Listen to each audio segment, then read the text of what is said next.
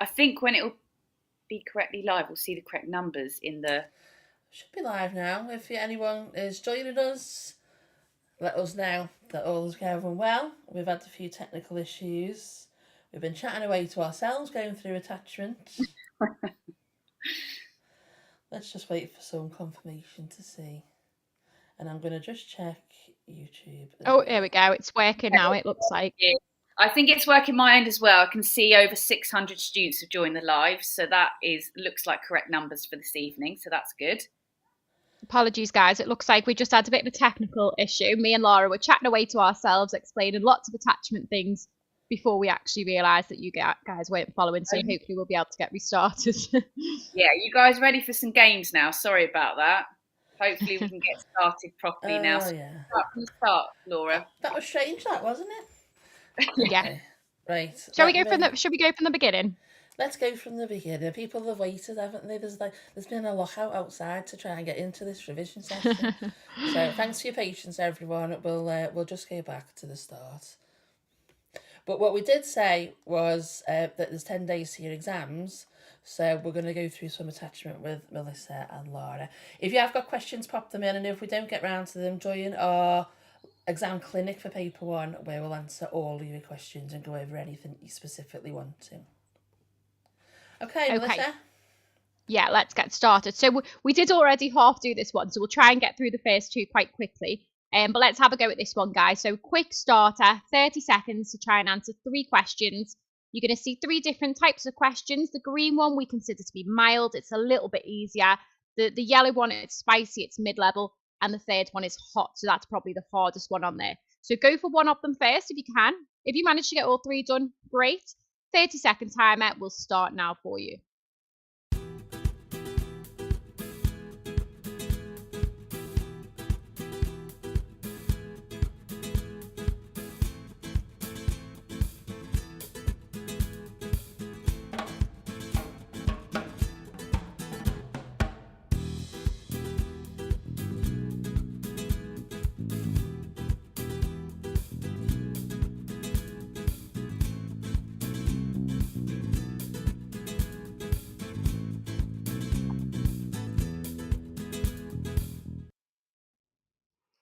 Okay, so good. This time it makes sense. We can see a lot of answers coming through, which is positive to say. We were worried before.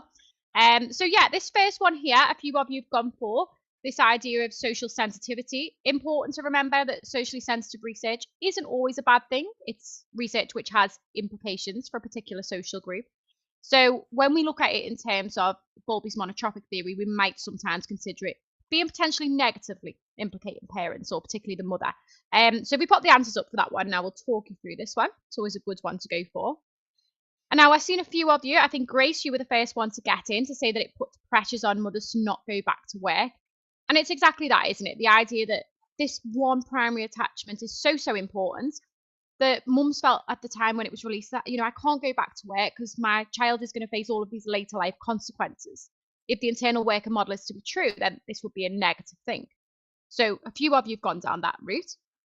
At which stage, name, according to Schaffer and Emerson, does stranger and separation anxiety occur? We've got this idea of specific or discriminate. A lot of you went for that one and were correct, so well done.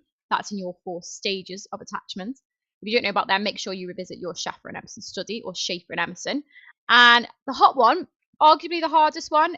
Some of you spoke about this one at the start in the chat box, saying that role of the father was a little bit more difficult. It's something maybe you haven't had a little look at recently. It is something you definitely need to know about. Briefly explain one piece of research investigating the role of the father. There's quite a few of you who put answers in now. Now there's nearly 700 of you in here. They're going a little bit too fast for me to catch up with. But the one we've gone for is the Geiger study, who found that fathers' play interactions are more exciting and pleasurable than mothers, and it supports the idea of fathers being playmates rather than caregivers. Now, Laura, I'm going to let you share your piece of advice again on that one, if that's okay, because I thought you said that lovely before about the role of the father. Yeah, no problem. So I was just saying before, when Ben and I were talking to ourselves and no one was in the chat, was that with the role of the father, obviously a lot of you at the start were saying that you didn't feel very confident on the role of the father and you wanted us to go through that. So There are two roles in terms of what the research demonstrates of the role of the father. So we've got the role of the father as a playmate, and I can see loads of you put really good research there to demonstrate that the father is a playmate. But we've also got the other side of the argument, and we can't forget that, which is the fact that, and again, some of you put this research down, that the father can be as sensitive as the mother and be the primary attachment figure. So it's really important to understand that there are kind of two roles of the father that research demonstrates, and really making sure that you've got a piece of research for both of those sides, if you like, okay, going forward. All right, okay, really good. Answers are whizzing through on the chat box. That's really, really good to see. We're going to move on now to chain of analysis, which is our next game. Some of you are going to recognise this. This is basically an evaluation point, but we've muddled the sentences up. So your job, as you can see on the board, is to rearrange these, and you can just use the numbers in the chat box, okay? You need to figure out, okay, what's the starting one? And we've kind of given that away there on the slide. And then figure out, okay, what's the next sentence, the following, etc., all the way to, okay, what's the flourish? What's the ending sentence there? Okay, so let's see, and let's see if I can keep up with you guys. Let's see who can get the first correct answer in the chat box, the correct numbers in the correct order. Let's go. Okay, we've already got some answers through.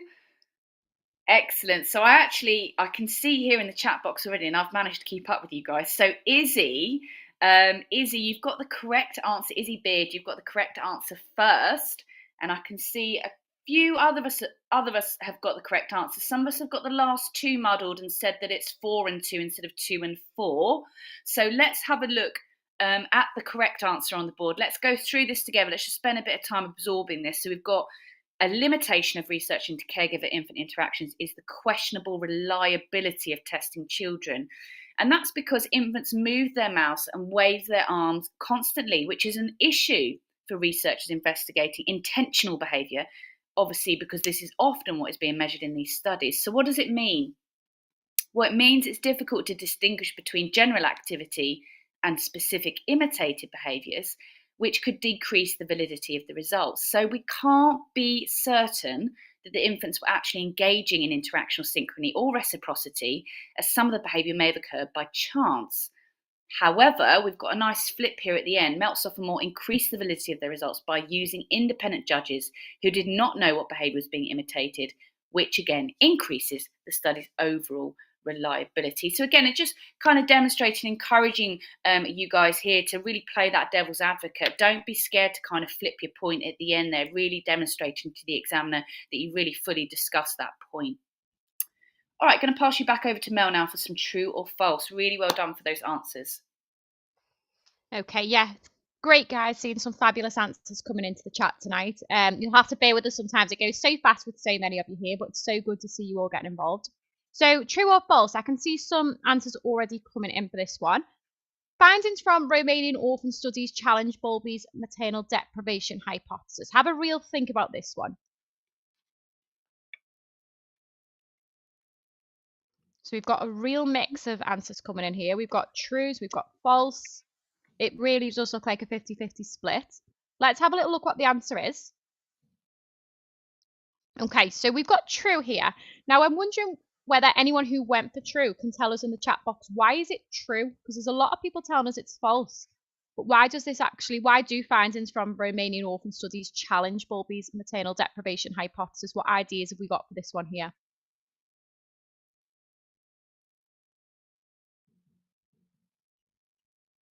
I can see people talking about critical period, denies sensitive period. Can we give us a little bit more? What does that mean?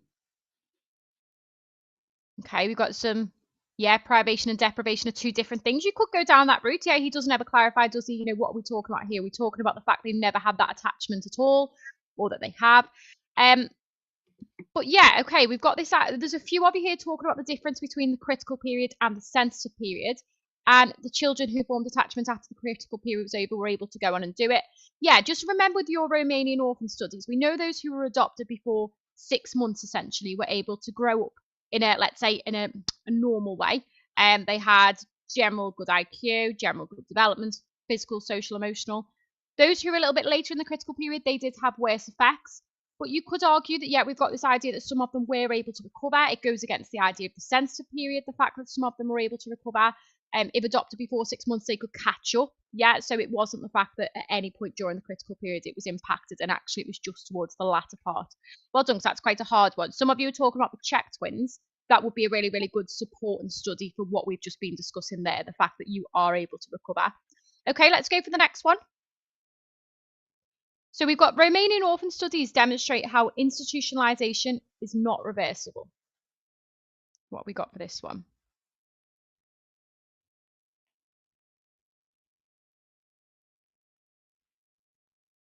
Good, okay. So based on what we've just been talking about here, depending on the age of adoption, it looks like quite a few of you are saying false. Let's see what the answer is. Excellent, good. So hopefully you're picking up on some of those ideas we've just spoken about then. So depending on how old they were when they were adopted, some of them actually were able to grow up and recover fully from being institutionalized. Excellent, after they were followed for that longitudinal period. Okay, let's go with our last one then.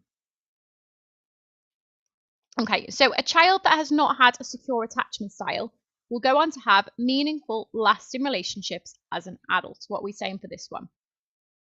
I'll try and see whether I can get the first one in this time. No, no chance. Let's have a little look who was first. Okay, let's pop the answer up for me. So who was first to tell us false? I can see My Adventures, Jasmine, Sophie D. I think there's quite a few of you who are first there. Yeah, so it's just about reading this one fully. I'm sure a lot of you would understand this straight away. It's just sometimes using that negative word within there, you start to get a little bit confused where it says that they've not had a secure attachment. So just break this one down. A child that hasn't had that secure attachment, if we're supporting the internal worker model, then we need to think about the fact that those who don't have the secure attachments are likely to grow up and seek non-meaningful relationships. Sometimes we talk about, romantic relationships, being jealous, being clingy, maybe not being able to form them at all. We can talk about that in childhood as well. Obviously, the focus of this one is adults. But yeah, so that would be something we would be against. All right, I'm going to pass you on to Laura for our next activity. Okay, so our next game is our 60-second challenge. Your job here is to match the letters on the left of the screen with the numbers on the right, and you're only going to have a minute to do this. So again, same thing. Let's see who can get all the correct answers first in the chat box. Let's reveal the letters and the numbers here on the screen. All right, guys, time starts now.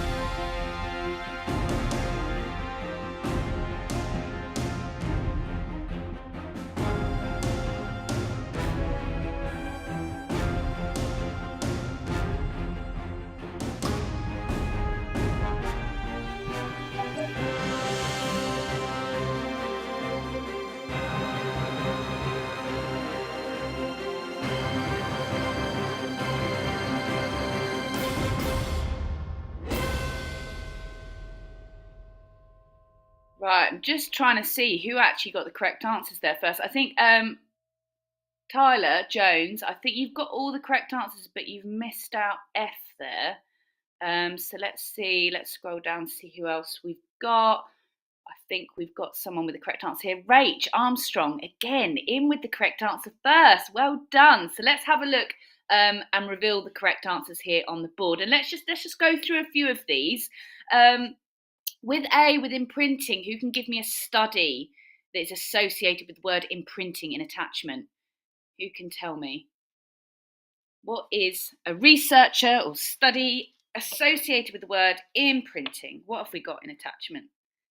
Excellent. Really good answers coming through. Lorenz, well done. Yeah. So in which two theories can Harlow be used for evaluation? We've got the learning theory and Bowlby's monotropic theory of attachment.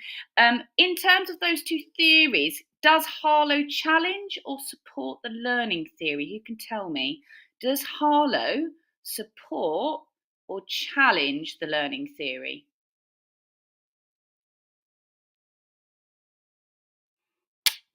Yeah, excellent. I can see lots of challenges coming through. Yeah, so don't forget the learning theory really is emphasising the role of that primary care provision, so feeding, and we can see by Harlow's study that the baby monkey spent the majority of its time with comfort and security, which obviously supports Bowlby's monotropic theory attachments, as they spent most of their time on the cloth-covered monkey and only went to the wire mesh feeding mother when they were hungry. Excellent. Do not forget Bowlby's monotropic theory, those 5 kind of factors. We've got social releases, critical period, adaptive, monotropy, and internal working model. All 5 of those make up Bowlby's monotropic theory of attachments. And again, it's just to emphasize, please try not to get Bowlby's monotropic theory of attachments muddled with Bowlby's maternal deprivation hypotheses, okay? Excellent. So we've got D. The infant is not easily comforted by mother, seeks but rejects attempts of mother's comfort. Which behaviour is this measuring? Again, that's reunion behaviour when mother comes back into the room. We've got explain exploration behaviours from an insecure, resistant infant. So again, infant does not explore the environment around them. They choose to stay close to the mother, and they're very, very clingy. Okay, much more clingy than, if you like, secure attachment. Explain how Bowlby's explanation of attachment can be both nature and nurture. So again, we're encompassing some issues and debates here, potentially into evaluation of Bowlby's theory. So we've got the internal working model, obviously, is an innate mechanism shaped by our early experiences, which is our nurture part of that nature-nurture. Really good answers, guys. Really good answering of those questions as well at the end. I'm going to pass you over to Mel now for the 30-second challenge. Yeah, Laura's right, guys. Some really strong answers coming in the chat there. It's really good to see some of you actually going in and expanding on them in the chat too. Remember, with some of these activities, we're doing some knowledge checks, and it can be sometimes quite easy to just match the number with the letter. When you're able to go in and tell us a little bit more, it's been really, really good to see some of your detailed answers coming through. So really well done. Okay, some more quick fire. We appreciate this goes quite fast. I can see a couple of comments asking, can they get the PowerPoints? This will always go out on YouTube, so you can go back and visit it. This time you've got 30 seconds to answer just one question on the screen. So give us as much detail as you can within that 30 seconds, and then we'll go through some answers. So the first question, we've got explain how Ainsworth's strange situation is culture biased.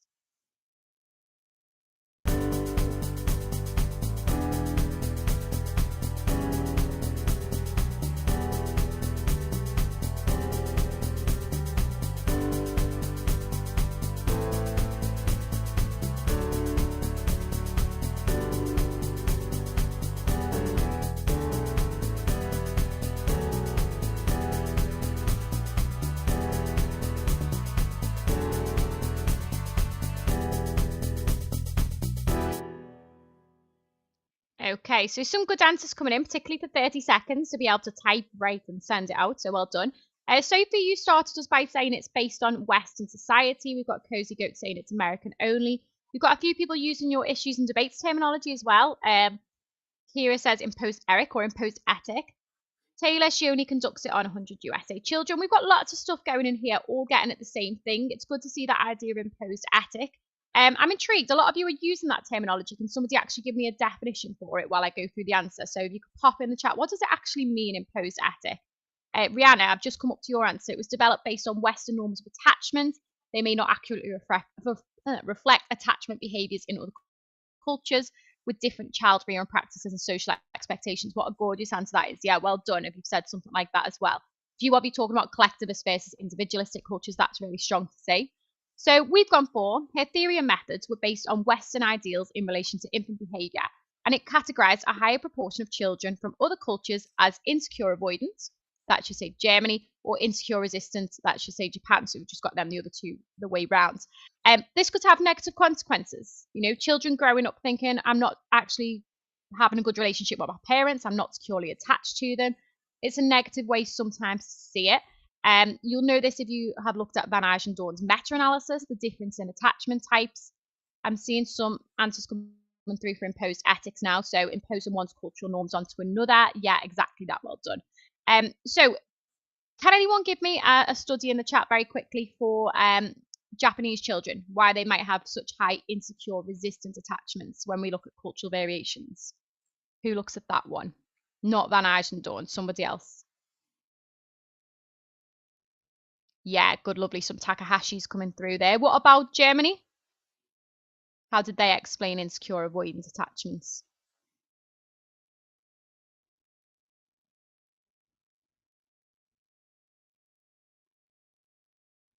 Yeah, Kelly, you're right with that one. So Takahashi said they're very rarely separated. Grossman, good. Unknown gamer, yeah. So Grossman and Grossman study, that's great. Okay, let's move on to the next 30-second one. So describe the conclusion of Bowlby's 44 juvenile thieves study. So what did he actually conclude from his research? Off you go.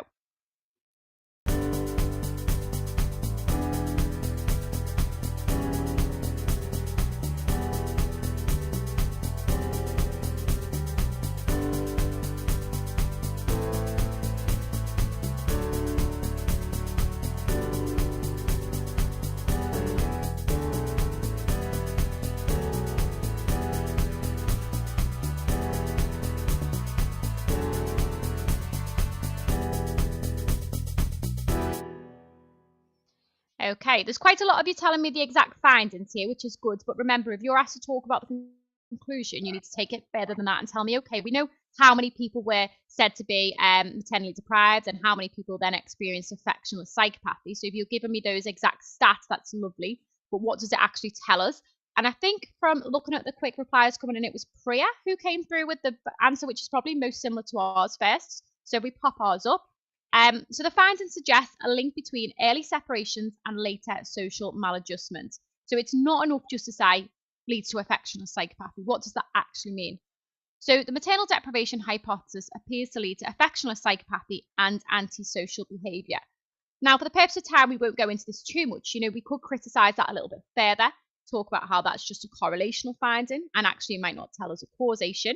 But yeah, so the actual conclusion of it would be this one. Okay, let's go with our final 30-second challenge. So we've got to explain the role of the internal working model in relation to the effects of early attachment on later childhood and adult relationships. Try and give me as much detail as you can for me on this one in 30 seconds. Off you go.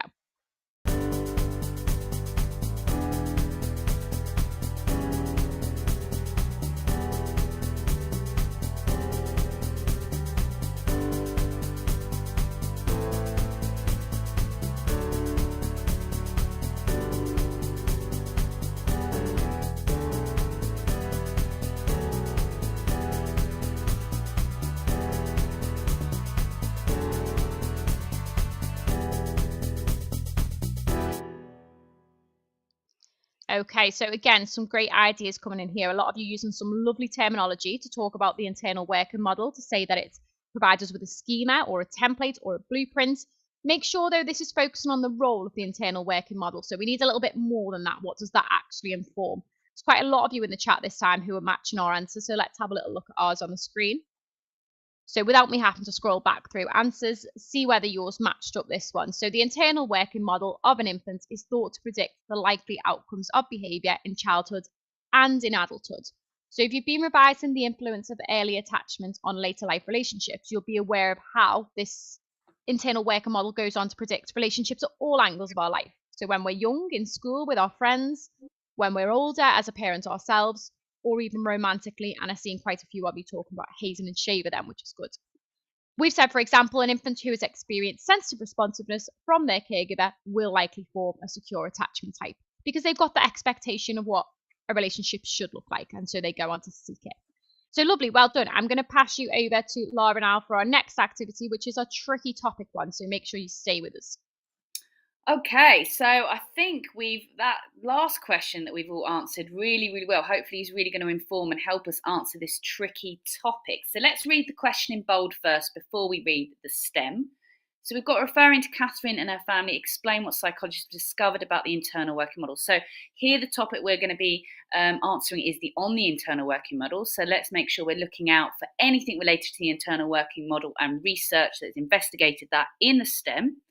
So we've got Catherine has very happy childhood memories as she felt very secure and knew that her parents loved her very much. She now has 3 children of her own and loves them very much too. She's very pleased that her children make friends easily and are confident and trusting. So what I'd like from you guys, probably not going to have enough time to write this answer out fully, but what I'm going to encourage you to do is give me like a bullet point list of how you might go about answering this. So what's sort of the content that you might include in this particular question? Really taking into account that the question here is asking, explain what psychologists have discovered.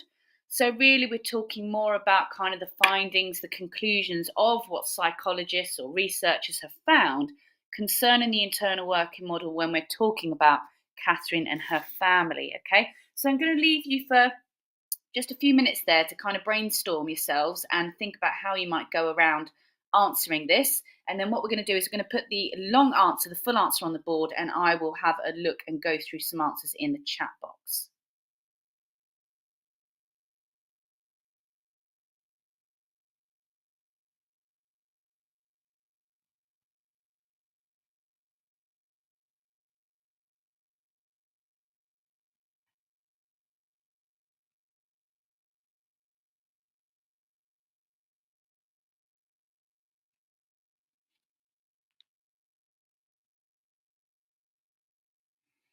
Yes, I'm just going to go through while some of you are still kind of formulating and writing your kind of responses here. I'm just going to go through and just select and read a few answers out in the chat box. So Sophie D, Catherine's internal working model reflects loving and healthy relationships like in her childhood. Really good. This explains why now with 3 children, she reflects this internal working model and she reflects this love with her kids.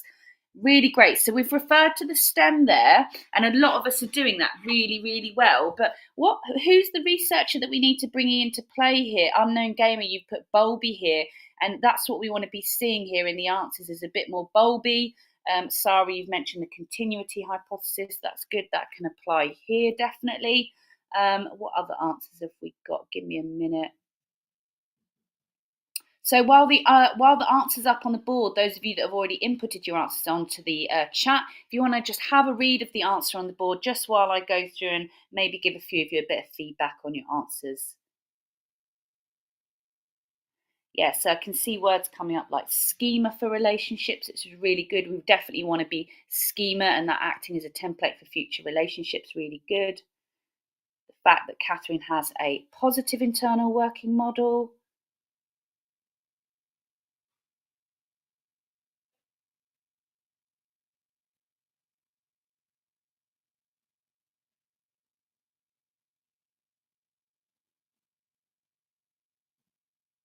Yeah, so I can see a few of you have mentioned Hazen and Schaefer, which would be applicable here as well.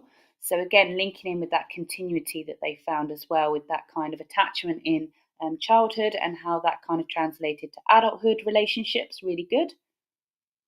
I'm just going to scroll all the way down because I think I'm going too slow and you guys are inputting your answers quite quickly this evening, or there's just so many of you.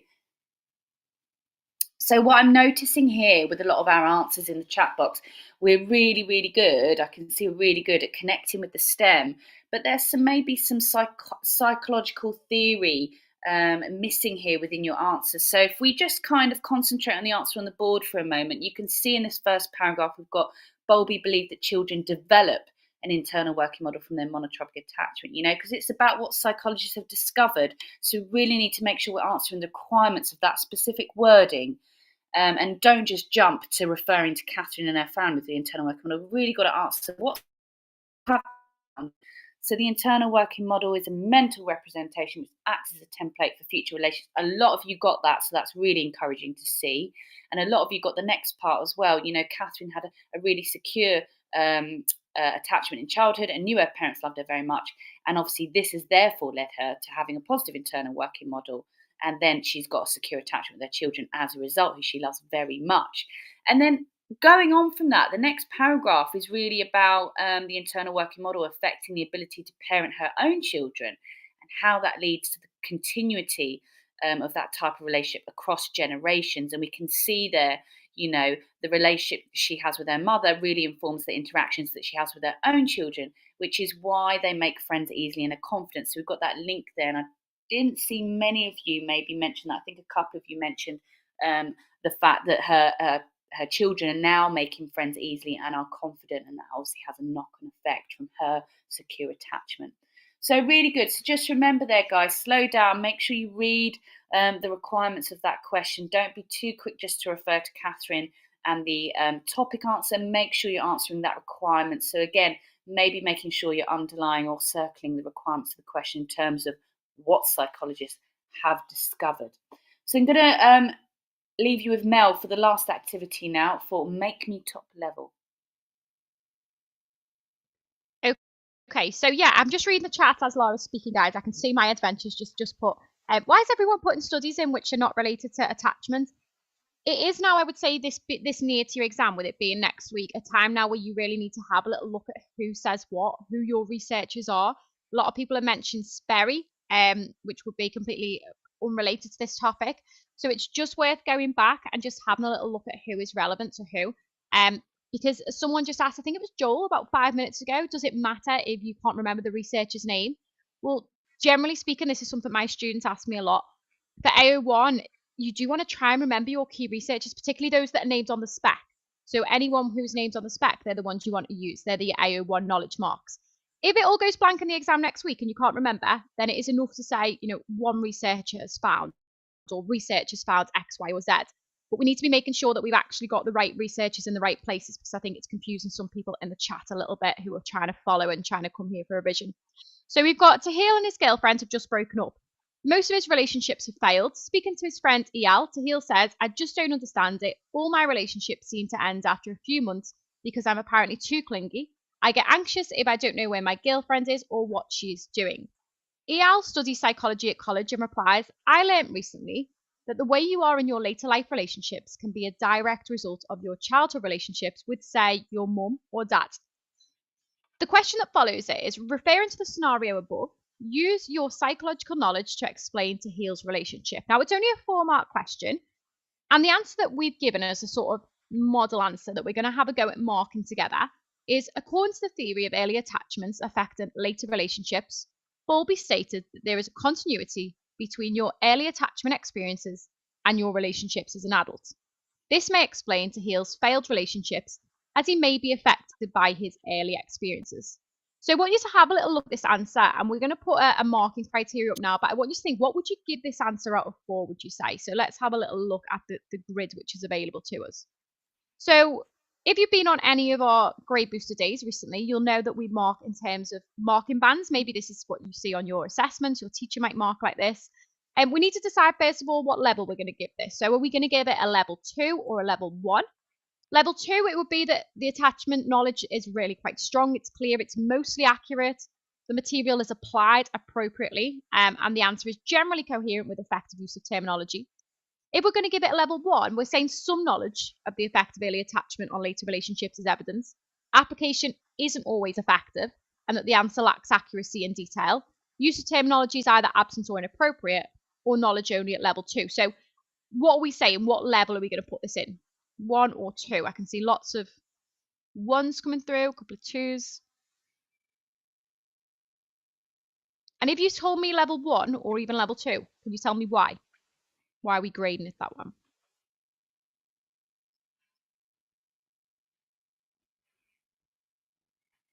Okay, it's quite a lot of 1s coming through. What's it missing? Okay, we're saying it's not in detail. Yeah, we could possibly talk about the continuity hypothesis, Sophie. Well done. Lack of detail relevant to the STEM, Lucy. Not enough application, Cora, Rach. Yeah, okay, let's have a little look. So someone said, can I see the answer again? So we're going to have another look at it now on our screen on the next slide. So this is our last task. So we go on to the next one. Okay. So according to the theory of early attachment affecting later relationships, Bowlby stated that there is a continuity between your early attachment experiences and your relationships as an adult. This may explain Tahil's failed relationships, as he might be affected by his early experiences. Limited explanation and application to the STEM. Yeah, we would say this is probably a level 1, maybe 2 marks at a push, but it's missing some key ideas, isn't it? So I want you to tell me, can you expand on any of it? Is there anything missing which you could add in? What could we add answer to make it top band? So someone said talking about research and linking it more directly to the STEM. Yeah. Key terms like continuity hypothesis is not used. Yeah, a lot of people wanting to get that one in. What else is missing, do we think?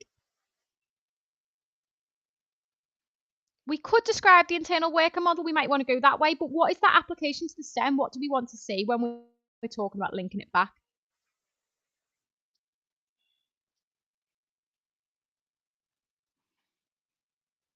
Okay, let's have a little look at the answer because I can see a lot of ideas coming up. So where were we going to go with this answer to take it a little bit further? So how are we going to make this top band? Well, we've got the answer here on the screen. The only parts we've added is a little bit more application and a little bit more knowledge. Exactly what you guys were saying. It's missing a little bit of something that we know, and it's missing a little bit of something that we can literally directly link it to the STEM.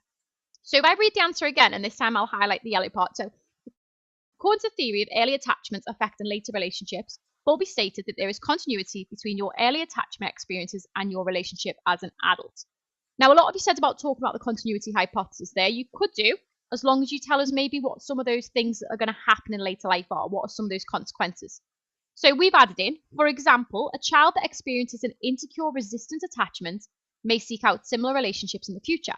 For example, they may be obsessive, intense, worried that their partner might abandon them. So we're not just suggesting that there's a link without giving it any context. We're telling us what some of those implications might be for that individual. Then we've gone on to say this may explain Tahil's failed relationships because he may be affected by his early experiences. But what are those experiences? What might that look like? So in this case, we're going to say of his caregiver being inconsistent with him, and therefore, as a result, Tahil from a young age may have exaggerated his responses to his caregiver to gain attention. This explains why Tahil is behaving clingy to his parents and feeling anxious when they're not around. So there's quite a lot of you saying we need to talk more about the insecure resistant side. So that's really positive to see. Could I write about her showing signs of being insecurely attached? Exactly that. That's what we're getting at, isn't it, here? So why are they insecurely attached? What is the resistant side? What do we know about later life consequences if you have an insecure resistant attachment when you're younger? Okay, I think that's our last activity, guys. So really well done. Really smashed it tonight. Thank you for being with us as well. And we'll pop back to the screen. Can't hear you, Laura. Why not? Thank you, Melissa and Lara. That was a great session on attachment. Thanks everyone for bearing with us at the beginning. You can access this again if you want to watch it again. You can watch it on demand. The PowerPoints will be available to just download if you want to go through them yourself in a couple of days. And we'll be back this week again for our second instalment on Thursday with Melissa and Lara. We'll be looking at memory, I want to say. It's memory, isn't it? Yeah. We did see a lot of questions in the chat tonight. I know whoever it was asking about, hey, can I use Hazen and Shaver in this answer and whatnot. There was a lot of questions. If we haven't answered anything tonight, either write it down and bring it to our exam clinic in a week or so's time, or you can get in touch with us on our Instagram, so at Psych on Instagram, and you can just send us a question, send us a message, and we'll try and help you that way as well. We don't want to leave you with questions unanswered. We can see you putting them 10 million times in the chat, but we can't always get to every single one. But that doesn't mean we won't answer them outside of this live. So thank you very much again to Melissa and Laura, and we'll see you Thursday for memory, 6 o'clock. Which we were there at 6 o'clock today, but obviously we had some issues. But never mind, we got there in the end. Fantastic. Bye bye, everybody. Well done, guys. Bye. Bye.